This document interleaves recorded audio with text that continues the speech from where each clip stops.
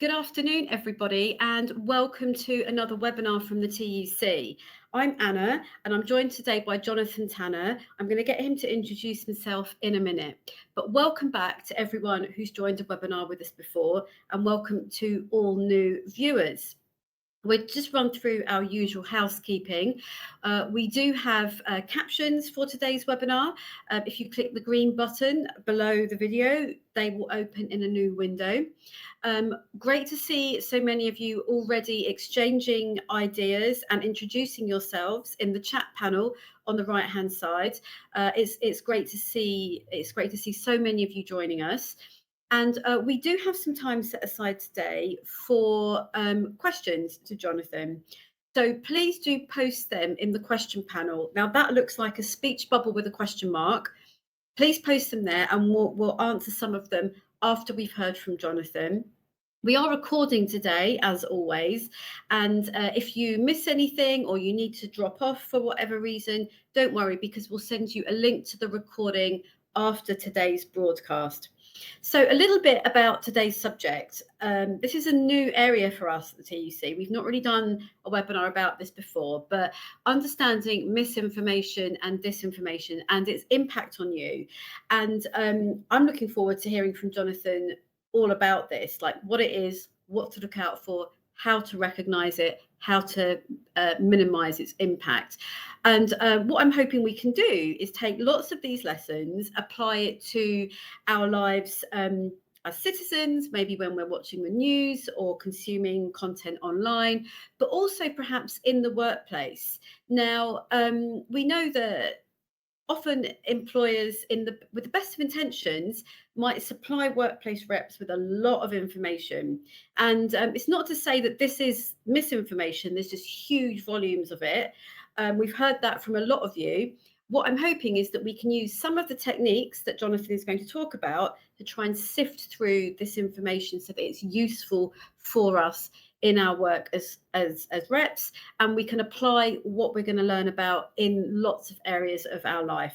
So I'm going to hand over to Jonathan now to just introduce himself. And while he's doing that, I'm going to be bringing up a presentation of what he's saying. So just bear with the screen moving around a little bit. Jonathan, can you just tell us a little bit about yourself and your background, and then we'll get going.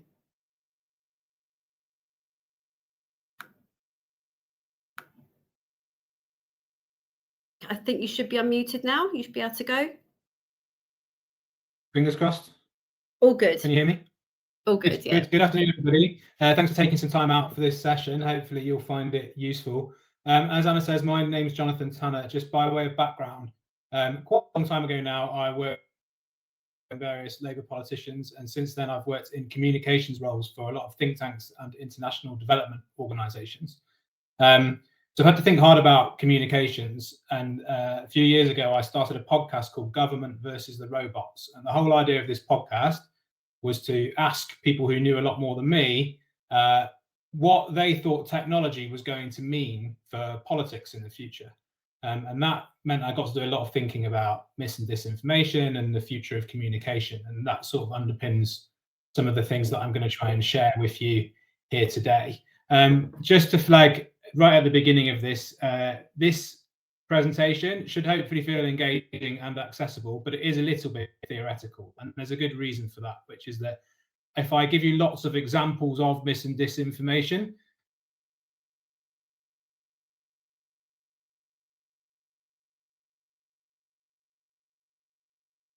talk about lots of different topics that people might think of as mis and disinformation. So just to flag that up front.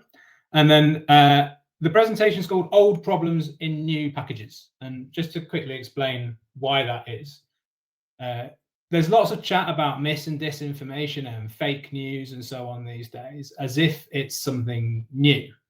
Of course, it's not. You know, human nature has been human nature for a very long time, and the best mis and disinformation plays on human nature. If you think about old stories about Greek wars where people created Trojan horses to bring people into battle, you know, that was a bit of misinformation. Or if you think about how before people understood germs, they used to tell each other to avoid getting sick by avoiding bad air. When in fact, it was water in the case of cholera that was making people ill. That was misinformation that was shared with good intent, but it was still misinformation. So it's always been the case that there's been dodgy information knocking about. It's always been the case that people have tried to mislead other people for their own ends. But the thing that has changed a lot in recent years is the arrival of the internet. And the arrival of the internet has really obviously enabled the growth of social media platforms, and the success of social media platforms has weakened what we call mainstream or traditional media. So 20 years ago, we probably all bought or read a newspaper most days and got most of our news from the TV. Now, that news was obviously being compiled by professionals who'd learned how to evaluate information for whether it was credible or not. These days, social media platforms have kind of eaten the advertising money that newspapers used to get, and they've taken our eyeballs off old media and put it onto them to help them sell adverts. And what that means is we all get a lot more information from places that aren't professional news organizations. And that's good in that it gives us access to a variety of opinions, and it helps us to dive into issues we really care about and get a bit niche, whether that's about knitting or Notts County in my case. It gives us a lot more access to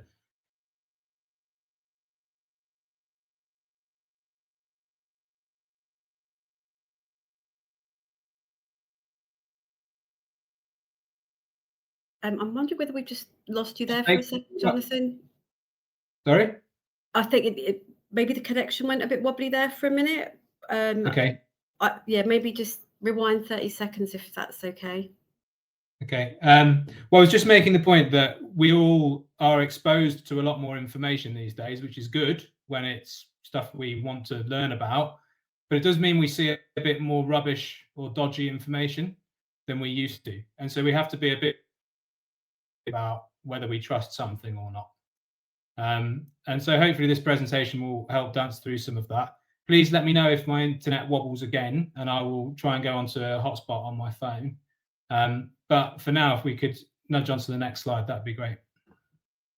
So what are mis and disinformation, or I will kind of refer to them as MDI for a lot of this presentation, even though they are actually two different things.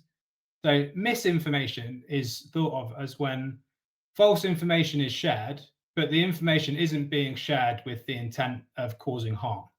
So maybe someone tells you that, if you drink a few tablespoons of cider vinegar, that will sort your stomach ache out. Now, there might be no scientific basis for that. Probably isn't true. But it's not somebody trying to hurt you. It's just somebody passing on something that isn't true. That's misinformation. Disinformation is when somebody shares false information with you with the deliberate intent of causing harm. So if somebody told you that drinking half a bottle of bleach would sort your stomach ache out, that is much more likely to be disinformation. Obviously, it won't. And when you think about how these things have always existed, there are examples around, and the next slide would be helpful. We've gone too forward. Money and power. So thinking about why do people create mis and disinformation in the first place? Some misinformation is organic. It's kind of like, Chinese whispers, and people layer things on top of each other that they slightly forgot it. So they tell the story a slightly different way, and then it gets wrapped up this way. And over time, it becomes misinformation, and it's often harmless. But sometimes people are really deliberate about creating mis and disinformation. And that's generally for two reasons. A lot of you might be thinking, obviously, about politics, but I've broken it down here to money and power. Power is the political aspect. So creating mis and disinformation to try and get people to think about something in a new way and maybe take actions that they wouldn't have taken before because they think about something in a new way. Now, that is about power and political outcomes and influence. And the other reason people create mis and disinformation largely is money. There's a lot of money to be made from mis and disinformation, particularly health mis and disinformation. A recent study that looked at the anti-vaccine movement suggested that people who create anti-vax content, between them are making about $1 billion a year in social media click revenue. And so, there really is a lot of money to be made from getting people to click and read links that they wouldn't otherwise click and read, maybe buy products that they wouldn't otherwise buy, which don't have a scientific basis. So people think about politics and mis and disinformation, but it isn't just politics. There's money too. And there's politics as well, which we'll come to in a little bit. So what does mis and disinformation actually look like? Or what are the types of it? You find mis and disinformation in all sorts of ways, and it's kind of hard to give a really good definition of this, because obviously, what's a piece of information? A picture, could be a conversation, could be an article you see on the internet. It's kind of, it's any snippet or bite of information. But generally, mis and disinformation will arrive in particular forms. So increasingly, there are images circulating which are completely fake. I don't know what size you can see it here. Some of you might have seen the Pope in his white puffer jacket. Completely fake image generated using a platform like Midjourney, which creates artificial intelligence images. Or you might have images which are slightly altered from their original image. Recent example, I'm sure you haven't missed it, a picture of Kate Middleton and family taken at Windsor the other week. That's an altered image that doesn't represent the original image. Then sometimes you get news which has been repackaged. So you get something that takes an article from the BBC or a website that everybody trusts, and then they give you a different interpretation of what that article says, and they use the credibility of an existing news organization to tell you a different story to the one that the news organization might tell you. And then you can also get completely fake news. Now, generally, people that think about mis and disinformation don't like the term fake news, but there are some areas in which it is helpful. There are big parts of the internet that people have created to look like newspapers. So they have like an old masthead that looks like maybe the top of the Times, and it calls itself something like, I don't know, the Sunderland Sentinel, for example, which doesn't exist, but it looks a lot like a newspaper. And some of the articles on there are real, and some of the articles on there are fake. And it's there to look like news, but it isn't news. And that even happens with journalists. You can get some opinion articles which are shared by people who look like journalists. They've got a face, they've got a biography, but they've actually been generated by artificial intelligence. So you do get completely fake news, and it's good to keep an eye out for whether the news page you're reading on genuinely is an organization, or if somebody's created it to help mislead you. And then sometimes in satire and comedy, you'll find mis and disinformation. You have some people who choose to use comedy as the way to spread mis and disinformation. I'm not saying that Ricky Gervais is one of those people, but he's illustrating satire. So sometimes you'll hear something delivered as comedy, but actually has really significant political or other implications that it's worth just kind of keeping an eye out when somebody's making you laugh. Are they also trying to mislead you? I feel like when I say that, everybody's trying to mislead you. They're not. But the focus of this presentation is to keep an eye out for it. So it's worth mentioning there. So there are different kind of formats in which you might see mis and disinformation. But yeah, next slide. Where do you find it? Where does it come to you? So a really good example is WhatsApp. All of us have been on the receiving end of WhatsApp circular messages. I remember a great one I really enjoyed during COVID about a giant lasagna being cooked at Wembley Stadium that came as a voice note on WhatsApp and did the rounds. But I'm sure you've all received round robin messages on WhatsApp or elsewhere. They can contain mis and disinformation. You can find it on social media platforms. Social media platforms, as I said earlier, they have taken a decision that they are not responsible for largely not responsible for the content on their platforms, and that is the responsibility of the people that choose to put it there. And so as a consequence, lots of social media just have mis and disinformation. You might hear something in the pub, mis and disinformation. You might read it in non-mainstream media, and occasionally it might make its way into mainstream media as well, all of which is a very long way of saying you can find it anywhere that you find information. But I think those are kind of, when you're on the receiving end of information in these places, it's particularly wise to be to put your thinking hat on and have a think about just double checking or filtering the information that you're receiving sometimes.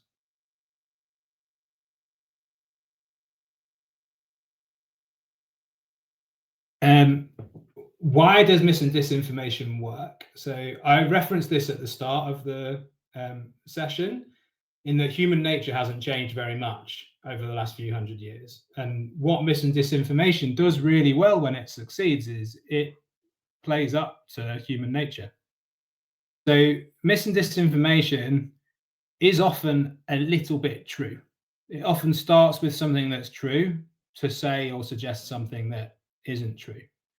It tends to come, or can come, from people that we trust, or it works really hard to look like something that we should trust.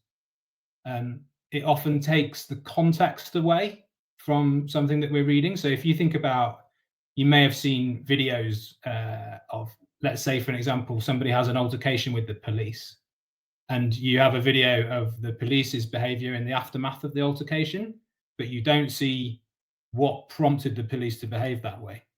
Or the other way around, you see somebody responding to the police, but you don't see what the police did. And often you'll see on social media content of that type. It shows one side of the argument really strongly, doesn't give you the other side of the argument. And even now I see there's a few accounts dedicated to trying to provide context on viral clips on social media. But often mis and disinformation will lack context, and that tends to be deliberate. Almost always mis and disinformation plays on and creates strong emotions and wants you to react quickly. The best mis and disinformation will make you feel strongly either angry or righteous or worried, scared. Generally, mis and disinformation will provoke an emotional reaction in you. And as I referenced earlier on as well, another reason that mis and disinformation can work so well at the moment is because of the way in which social media platforms make their money. They make their money by getting us to spend as much time on there as possible so that they can sell adverts. And one of the ways that they get us to spend as much time on them as possible is to be as controversial as possible. And controversy and misinformation tend not to be too far apart.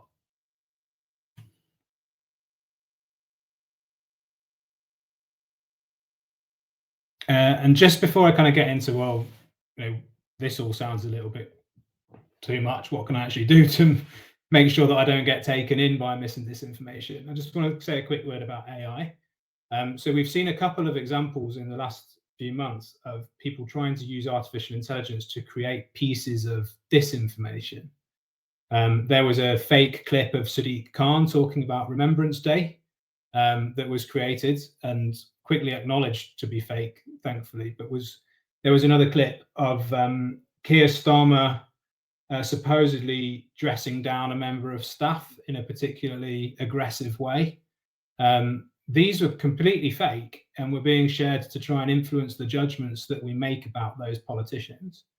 What artificial intelligence is going to do is make it really easy for people to create fake content. And people are going to be able to do it more and more, and it's going to be more and more convincing. And that is a real challenge. But what AI won't change is the mechanics of why mis and disinformation works. And so that's why there's sort of 10 tips that I'm sharing in this session here are partly about trying to kind of defuse the way that mis and disinformation works and kind of break some of the connections in our psychology that mean that often before we even think about it, we've shared something too, and we've contributed to the problem. So it's going to run through 10 tips for kind of spotting and dealing with mis and disinformation. And number one is not to just read the headlines. So this is a fairly well dated piece of advice these days. But for those that don't know, the people that write the headlines and the people that write news articles or opinion comment type articles are different. They have different jobs. So if you've written 800 words to make an argument about, I don't know, why we shouldn't all buy Easter eggs this Easter, the person that's written the headline about the eggs is completely different. And the person who writes the headline's job is to be as attention grabbing as possible. And the person that writes the article's job is to say something with evidence that's interesting and engaging. If you just read the headline, you don't get the full picture, and you end up just sharing the most attention grabbing bits of information. Generally, often people will make assumptions based on a headline that aren't actually borne out by reading the full article. And so if you just see a headline and share it, chances are you might be misrepresenting the author of the piece, and that isn't very helpful for kind of how we share opinions and ideas in society generally. Number two is to try and check your sources. This is good advice that for some reason sticks in my head from a history GCSE, but if you should always try and establish the source of a piece of information or content. If you can't find where that information's come from, that's a good reason to be a little bit skeptical, even if it's arrived through people that you really trust. I'm not saying that it's a reason to not believe it, but if you think something sounds a bit unlikely and you don't know where it's come from, it's always probably a good idea to try and find the source. And if you can't, maybe just stay a little bit skeptical about something. Number three is to try and establish somebody's motive. If you get a piece of information that makes you feel really strongly about something, then ask yourself why the person that created that information might be trying to make you feel that way. And this might be positive. It might be that a charity has written a piece about somebody that they've helped, and that makes you feel either proud of the fact that you've chosen to support that charity, or it makes you feel sympathy and makes you inclined to give money to that charity. That's not a bad thing, but it's always a good idea to think about the motive of somebody who created a piece of information that you're digesting. Because if you don't know who created it and it makes you feel very strongly, that might not be the soundest starting point for forming an opinion or making a judgment. Number four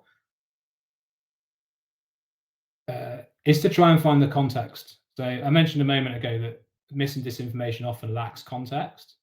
If you see something out of context, can you find the context? So maybe you're looking at a picture which has something missing in the corner, and a quick search finds the full picture, and you see why the thing was cut out because it served the interest of the person who cropped the picture. Or if you're watching a TikTok that chooses a paragraph from a particular news article, it might be that you go and read the full news article and you find out that that paragraph has been misrepresented. So if you have a piece of information in front of you and you don't feel that you can make an accurate judgment on it because you don't have everything you need, then it's probably a good idea to sort of stay on the fence a little bit longer.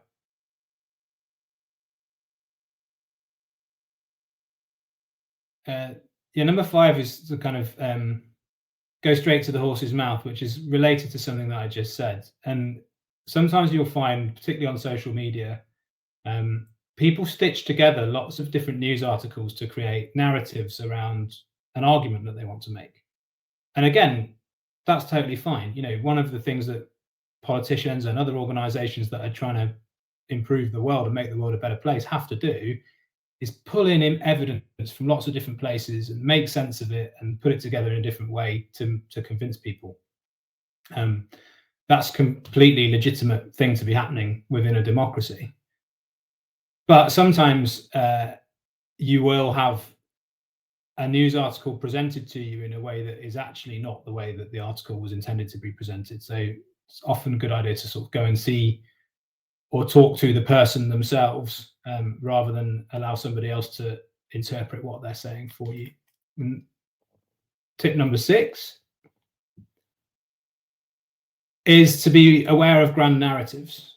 So there is a really obvious grand narratives doing the rounds in the UK at the moment around Kate Middleton. I'm not going to get too deep into that, but I think most people are increasingly aware that there are various wild theories doing the rounds about what could or couldn't have been going on with Kate Middleton, who, as far as we know, is recovering from abdominal surgery, and did tell us before Christmas that she wasn't going to be around until after Easter. However, in this vacuum, lots of wild theories have emerged. And this is a good example of something that some of those theories require you to believe lots of new things at once. They don't just require you to believe, for example, that Kate Middleton's surgery wasn't the same as we were all told it was going to be. They also require you to believe that there was an untoward reason for that. Maybe she was hurt. I'm not going to share all of these rumors because that wouldn't be very wise. But if you will find, or if you've seen it on social media, there's lots of content that says, well, if this is true, then that must be true, and therefore this must be true, and therefore that must be true. And when people stitch together lots of things that feel unlikely, and you're suddenly being asked to accept that 10 really unlikely things are true at once, that is a reason to be really aware, really thinking really critically about whether you should make all of these assumptions at once, especially in the absence of clear information. Tip number 7 is to check your emotions. So lots of mis and disinformation, it sets out to make you feel angry or worried. If you get something that's really emotionally triggering, if you see it on social media, you retweet it. If it's in your WhatsApp, you forward it. If you see it on Twitter, maybe you compose an angry reply. But it's always a good idea to stop and think, well, how am I feeling right now? Is this making me feel strongly? And am I acting with all the information that I need? And that links to tip number 8, which is don't share things too quickly.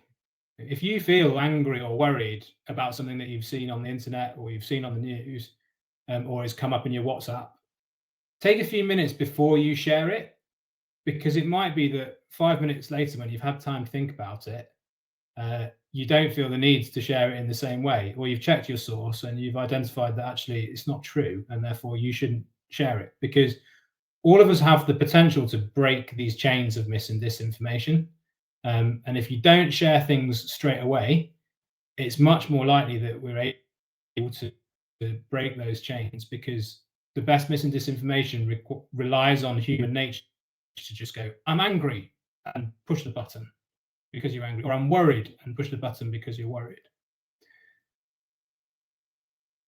And we take a moment. It just creates a little gap for us to get our thinking hats on, and not be taken in too easily. You can also find fact-checking resources. So there are some websites that exist to fact-check things that are doing the rounds on social media.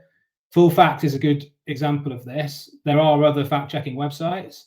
Fact-checking websites aren't perfect. The people that run them, everybody has views about things, and if someone's really trying to get you to question things, they might try and get you to question a fact-checking website. But generally, my view is, if someone's taken the time to create a fact-checking website, chances are they're going to be trying to check the facts. And the last tip is to be respectful. So one of the hardest and most difficult things around mis and disinformation is because it does evoke such strong feelings. When you are just kind of shooting the breeze or chewing the fat, whether it's with colleagues or friends, if people share stuff with you that you don't agree with, even more so maybe if you're online and you can't see them, it can be really easy to get drawn into kind of an argumentative stance. And actually, it's really important to try and remain respectful for 2 reasons. One is that we know that you're more likely to make progress on changing somebody's views about an issue when you find common ground with them. And 2 is that it gives you time to think more clearly about how you would like to address information that you consider to be false. So, if you feel yourself getting drawn into a bit of an argument, or feel yourself really tempted, for good reasons, to try and address something that you think is mis or disinformation, it's a good idea to take a moment, try and be respectful of the other person and where they're coming from, and maybe just take some time to think about it rather than rush head on and challenge information straight away, because chances are there's almost always more to the picture than meets the eye. So I hope that's a kind of pretty helpful bit of a whirlwind trip through kind of theories of mis and disinformation, but also something practical to think about. Obviously, lots of time for questions if people have any. Thanks so much, Jonathan. I mean, I learned loads just listening to you there, and I think everyone else did as well. We were getting some great feedback from people commenting on their experiences of this, what they may have come across, just from being consumers of media, or maybe at work, or in their role as reps. So we've received some questions that I think span lots of different experiences in this area. So I'm going to try and group some of them so that we can get as much helpful information from you as possible. So we've had quite a few comments about AI, and you mentioned this a bit earlier, that some misinformation or disinformation is produced by AI. Is there a way to use AI to do the opposite, to identify fake news, disinformation? Is there anything you can do to help us? So just a couple of things on that. So firstly, obviously, artificial intelligence itself doesn't create mis and disinformation. It's people using artificial intelligence. And so, like with anything, the technology is a tool that can be used for good or for bad. Generally, I would suggest that new technologies, at least within politics, they tend to be used by people I disagree with first, because those people tend to have more money. And the challenge that we have is like, it is possible to use AI to make sense of things. So Root Cause, the organization that I set up, our kind of whole reason for being is the information world is going to get messier and messier and harder to kind of trust and make sense of. And data, artificial intelligence as a way of using data, can be really helpful for spotting patterns and getting insight. Can it be used to identify other artificial intelligence? Maybe. Sometimes yes, but if you think about, I've seen lots of examples of universities using tools to spot if a student has used ChatGPT to write an essay. And some of those tools sometimes call out people who've actually done the work as being highly likely to have used an AI, and others AI slips through. So one of the issues with artificial intelligence, at least generative AI, so things like ChatGPT that we're all familiar with, is they're not perfect. And so you can use them to try and spot where AI has been used, but there are a lot of organizations trying to create a perfect way of doing that, and none of them have succeeded yet. So in a way of trying to give an answer that's hopeful, there's loads of ways to use AI to do good things in the world, and there's probably ways to use AI to counteract bad uses of AI, but I don't think they will solve the problem. Thanks. That's really helpful, because I think for a lot of people this is still quite new. We are maybe all familiar with ChatGPT or the other equivalents, but yeah, we still need to exercise all the tips that you suggested as well, without relying on AI to solve the problems for us. Okay, so as we've said, most of our audience today will be workplace union reps or activists. So part of the nature of their role is to organise a lot of campaigns. So within campaigning, there can be a lot of scope for mis or disinformation, because maybe the nature of the campaign could lead to that. So have you got any thoughts or tips on how we can tackle that as a movement, as a campaigning organisation? How can we tackle this within our campaigns? Yeah, I mean, this is really difficult, and I kind of need to watch myself, because So one person's misinformation is another person's brilliant communication. Now, that's not always true, but something that is and has always been true is, like, thankfully within democracy, we all have access to roughly the same information, and the best communicators or campaigners cherry pick that information to put together a narrative that tries to convince people to agree with them or take action based on that narrative. And so let's say, for argument's sake, you choose 6 bits of information to underpin your campaign. And all of them are sourced, all of them are from published research, and you feel confident that all 6 of those bits of information are accurate. But then someone on the other side says, well, that 5th one's from this university, and that lecturer that bit of research was debunked, and actually, therefore, this is misinformation. Like, there is a way in which misinformation has become, or fake news has become, a kind of thing that you throw at something to discredit it. And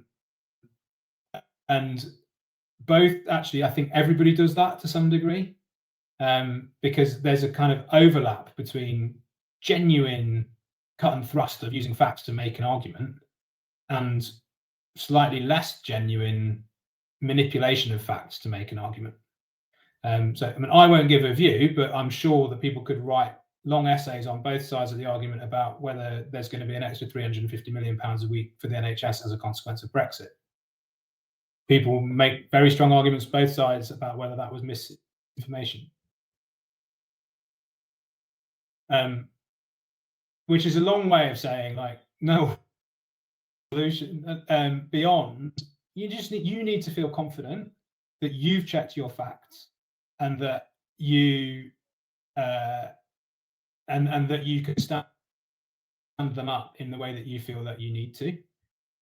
So if you're, but the thing is, I think, without getting too technical about it, there's often a gap between the fact and the statement. So you can get research that says, I don't know, let's say we need 100,000 new homes per county in the UK over the next 10 years to solve the housing crisis. That fact alone is powerful, but it might be even more powerful if you put a little bit of a spin on it, and you frame it a different way, and that slightly dilutes the fact. It's in that area, I think, that you need to be quite careful, because it can be tempting to rephrase facts in a way that sometimes makes them not as factual. So I think that's something to watch out for.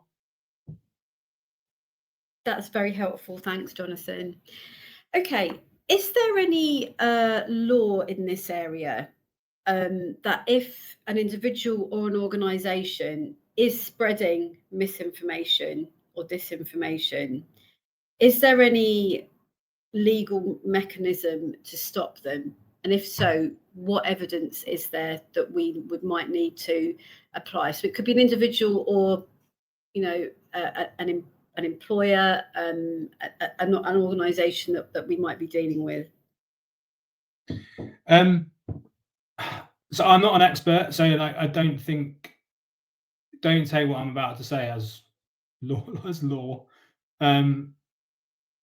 It's largely no.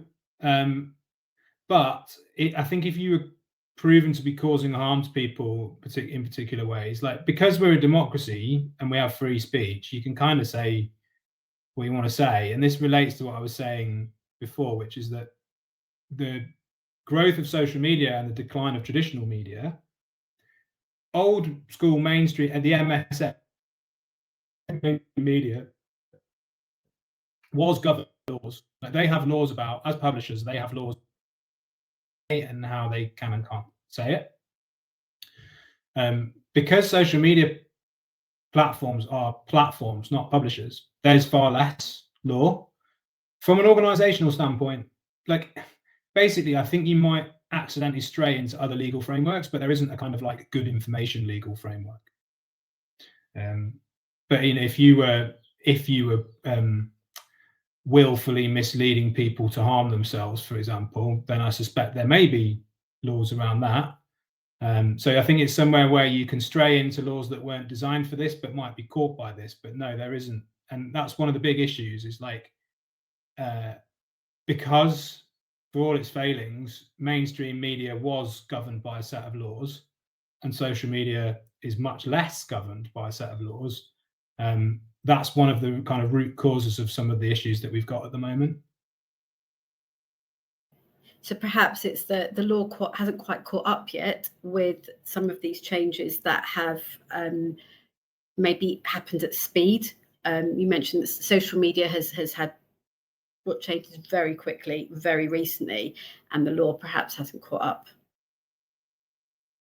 Yeah, I don't know. So the law hasn't caught up with a lot of aspects of the internet, for sure, not just around information, but also it's actually really hard to legislate for information things anyway. Because often people have legitimately different perceptions of the interpretation of the facts. And so it's legislating around information to me is quite dangerous territory. Oh, for sure, I can see that the law requires certainty, and you can't always have that in this area. Very quick question for you.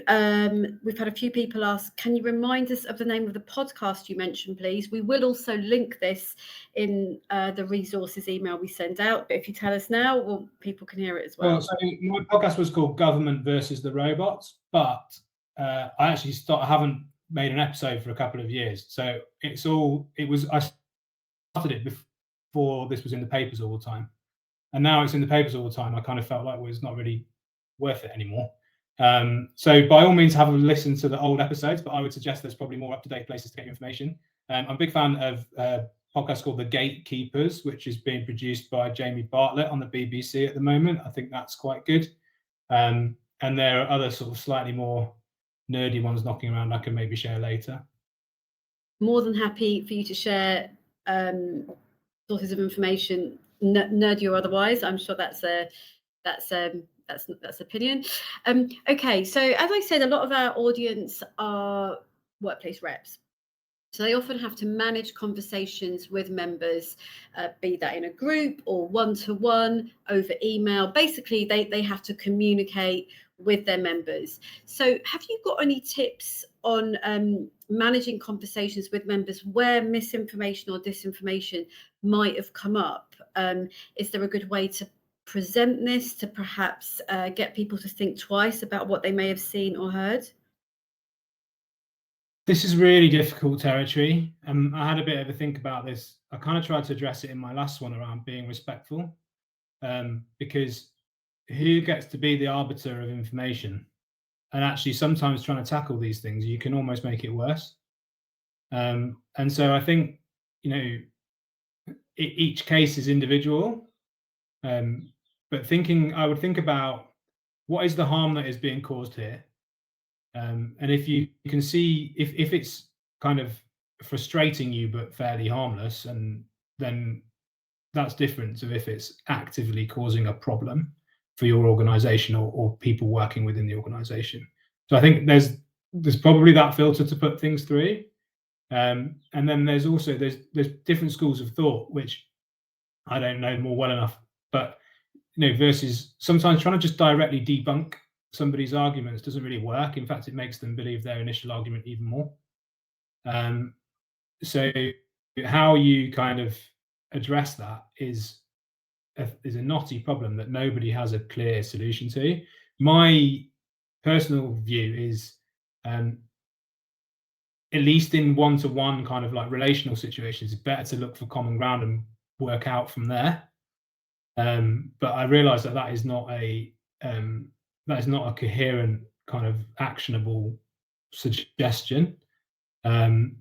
Maybe having a kind of making information available, a set of information available around a particular issue, or if it's an issue that you've heard come up and you've seen it addressed elsewhere, you could maybe think about that, sharing that link. But I would think about how I even couch sharing the link, because you're stepping into people's judgments and opinions, and people can feel very strongly about those. Sure. I appreciate it's there's not an easy answer to some of these questions, but it's really good to hear your opinion on them as well. We've got a bit of a more general question now. A viewer's asked, what do you think are the challenges for that reps may face in the workplace around this area, or unions as a whole? Some of the things that they maybe need to have the Well, right. unions as a whole, I think, is easier in that there are like there's two levels to this. One is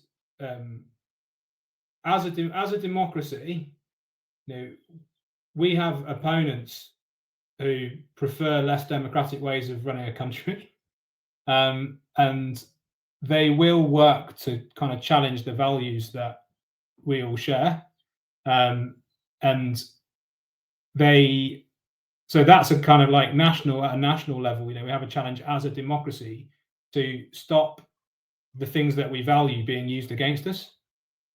And then for unions and the values that unions hold, if you think about, I'm quite taken by the use of the word woke, and stop me if I'm straying into too political territory, but like there is an organized right-wing political strategy to tie together a series of issues as a kind of woke agenda, which generally actively undermines the types of causes that I would expect unions to be allied to fight for. And so and at the bottom level of this, and where I think the biggest problem is that the social media platforms and the companies that own them are not willing to take enough responsibility for the fact that they promote the content that is the most controversial, the most engaging, the most emotional as part of their business model. Because when you tie that with this kind of like anti-woke communication strategy, which I think exists, you basically have social media that is instinctively designed to try and divide and polarize people.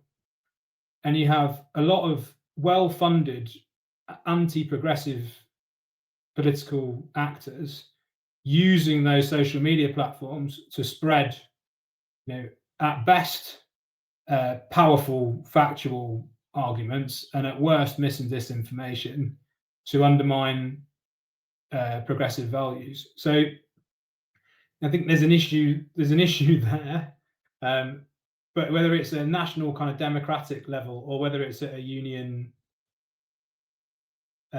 values level, the social media platforms themselves have a huge responsibility that they're not living up to at the moment. And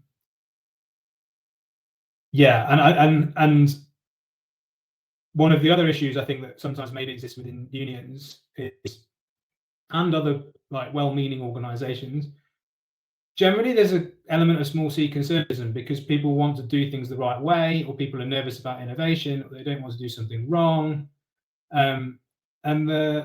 That means that sometimes, it's not always a helpful term, can be quite slow to use new technologies and try out new technological things. And in the meantime, people who have less scruples just get on with it. And that means that sometimes progressive organizations are too slow to benefit from the potential of new technologies. And so I would say that there's a risk there around like AI, for example. I think AI could be extremely helpful for trade unions in a lot of respects.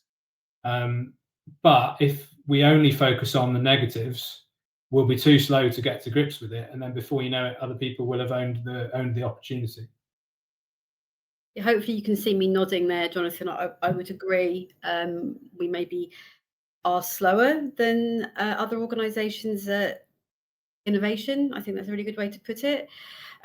Okay, we've a kind of separate issue here now is we've talked a lot about social media, and I think one of the consequences of social media is that it's quick. You know, you see something and then you're on to the next thing.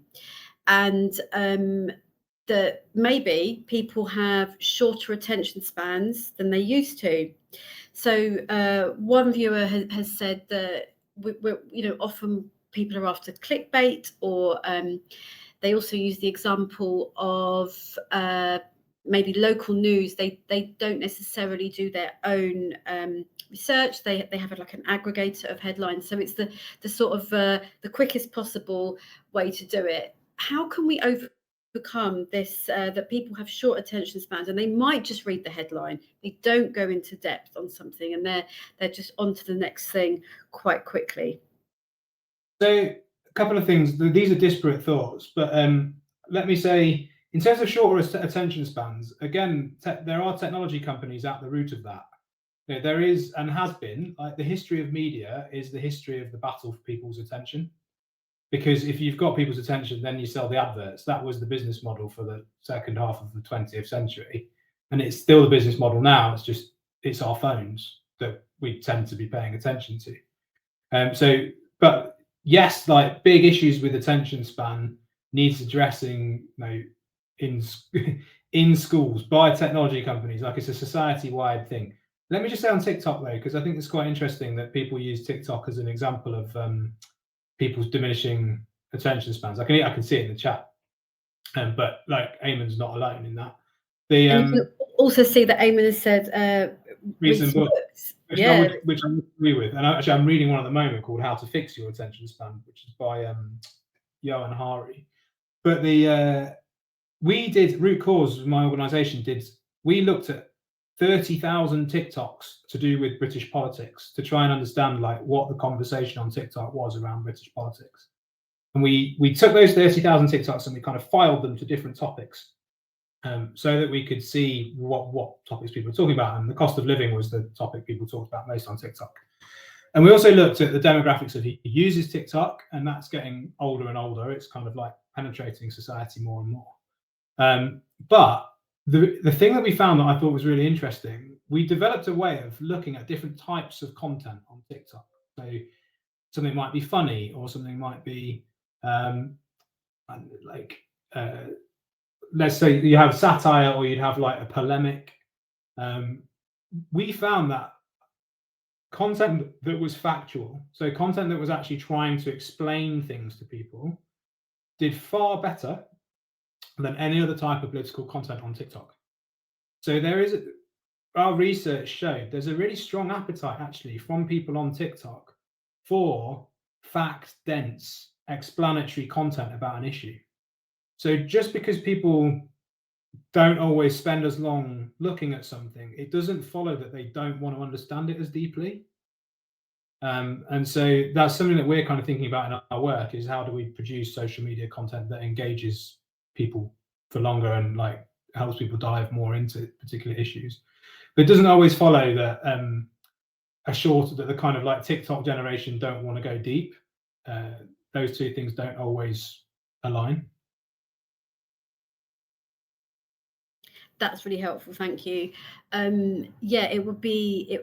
I think as well as taking on what you said about that it's not always that they've got shorter attention spans, but maybe we can also put in some links to the suggestions of how to increase your attention span, or how people can improve theirs. And actually, Eamon has also just posted that podcasts have really taken off over the past few years because people want longer form discussions, and it's perhaps they're not getting this in other media outlets, that you are getting 20-minute, 30-minute or longer discussions via podcasts that we didn't get previously. I think we've just got time for one more question before I ask you to wrap up. Just bear with me 1 second. I mean, we've sort of touched on this a little bit, is that you've mentioned that AI perhaps it can be used in both positive and negative ways. But we've had a few people comment that they might be wary of AI-generated content used against a member. So that might be generated by someone they're disagreeing with in the workplace, a peer or a manager, or indeed the employer. Have you got any thoughts on that, on how we can prepare for that or challenge it? Other than saying, well, that's bullying, and I presume that there are bullying policies in place, and some of the more advanced ones probably cover cyberbullying and cyber aspects. No, I don't. But I'm not. I don't have the expertise that many people on this call do about workplace organisation and workplace behaviours. But it strikes me that that is an open and shut case of, or likely to be an open and shut case of bullying. That's still really helpful. I think the bullying policy that a workplace will have will still apply. We just need to be wary of how we apply that in this case. It still can apply, but the evidence offline or online. To build on that, maybe it is worth, for people who have familiarity with policies, doing some sort of audit of, in the same way that the question came up earlier about to what degree are there laws that cover this. If you ask to what degree do we have policies that cover this, you will probably find that there are existing policies that cover the majority of the issues that might arise, but there may be some gaps. And maybe doing some work to audit that and highlight which policies you think are probably well positioned to address some of these issues, which might require reviews or updates, that might be a really helpful practical contribution. I think that's an excellent note there, Jonathan. We always say to workplace reps, workplaces have to have a certain number of policies, but then there's a lot of extra ones that they're not required to have that they may well have. And all reps should be reviewing these regularly. Once you've got a policy and a set of procedures in place, review it, perhaps annually. It's something that can be reviewed, propose changes, get them agreed so that they are up to date, so that if one of these situations arise, you're not kind of chasing a tail, ready to catch up. So we've had a fantastic session today, Jonathan. I hope you can see all the thanks and the praise in the chat as it's going by. It's been really, really helpful. Thank you to the audience for joining us. You've been so insightful and fantastic questions. And thank you, Jonathan, to everything you've shared with us. We will make sure that all the recommendations that you've made are included in our roundup email to our viewers. We'll see you again soon for another webinar. Have a good rest of the day and week, and join us again soon. Bye-bye for now. Cheerio.